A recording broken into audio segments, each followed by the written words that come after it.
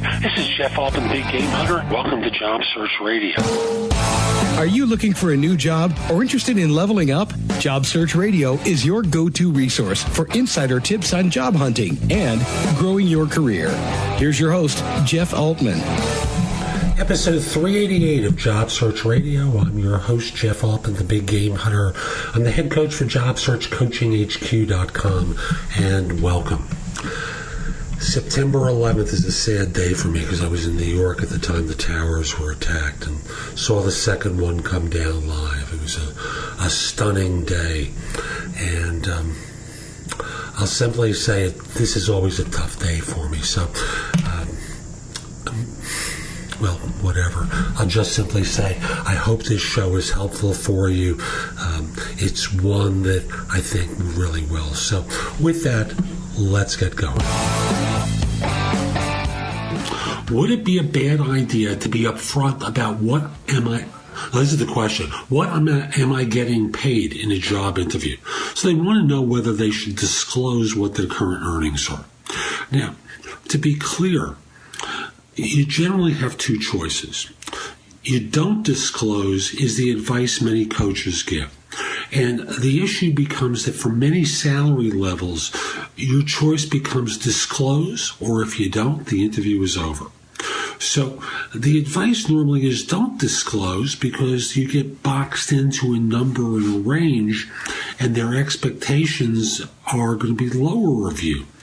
On the other hand, like I said, if you don't disclose, often firms say, tell us or else this interview is about to end. So you become stuck. And that power differential that firms can exercise, becomes, heavily weighted on their side.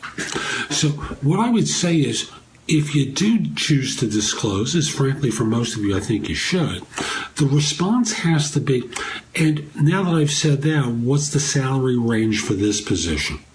Now, if they choose not to disclose, then you pause for a second and say, so let me get this right. I've told you what I'm earning, but you're not prepared to tell me what this position is prepared to pay. I understand that there's a range for the role, and I may not be qualified for the top number, but what's the issue with disclosing what the range is for the job? And just at that point, be quiet. Let them squirm. Because at the end of the day, you've learned something about this firm from their behavior. And that's real important because most individuals make the mistake of not paying attention to signals that employers give. After all, if this person, who's probably an HR individual, is unwilling to disclose, this is suggesting a command and control culture that you may or may not want to be involved with. And frankly, for me personally, I don't like being involved with command and control cultures. It's top-down management where you're expected to execute a task and you're not expected to think or offer ideas. That's not my idea of a particularly attractive environment. Maybe it's yours, but it's not mine. But if they're willing to disclose, you've learned something about them that I think is very human and I think very natural. So you've met them and you're looking for them to meet you. That's fair. Now, at the end of the day, like I said, you may be in a situation where you're not qualified for the range. So just picking numbers arbitrarily, the range may be 135 to 150 plus bonus. So understand they could pay you 135, they could pay you 150, and there's a whole host of numbers in the middle that you might wind up being qualified for.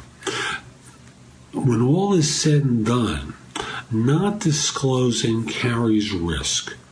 Disclosing really doesn't, because firms are going to box you in anyway. So better to make it easy and trade information with them. And like I said, if they don't want to trade, you've learned something really valuable. So that's today's show. I hope you found it helpful. And if you did, here's a few ways that I can be of help to you. First of all, if you're interested in one-on-one coaching from me, help with interview preparation, or with assistance on a salary negotiation, email me at jeffaltman@thebiggamehunter.us. In the subject line, tell me what it's about: coaching, interview prep, salary negotiation, whatever it is. Just put it in the subject line, and in the body, just tell me what's going on, and we'll schedule a time to speak. Next, if you're interested in resume and LinkedIn profile reviews, critiques and such, or a job search makeover where I review every aspect of what you've been doing in your search and try and help you make corrective action one time, you can find out about it at my website, which is thebiggamehunter.us. Look for the tab on top that indicates the kind of service that you want. Click through, place the order, and we'll get to work right away. And there's always JobSearchCoachingHQ.com, where I have curated information that you can watch, listen to, or read that's going to help you find work more quickly. Plus, through the site, for one price, you can also ask me questions as well. Again, that site is JobSearchCoachingHQ.com. I'll be back with more soon, and in the meantime, have a great day. Take care. If you would like to have Jeff give you advice about your job search, you'll love JobSearchCoachingHQ.com. This site has all of Jeff's books and guides to job hunting available free. The ability to have Jeff answer your questions, plus podcasts and videos that'll help you with all the different parts of a job search, including writing a winning resume and cover letter, great answers to interview questions, how to negotiate effectively, whether you want an easy way or want to get tough, plus a community of people like you who you can get advice from. The site again is JobSearchCoachingHQ.com. That's JobSearchCoachingHQ.com.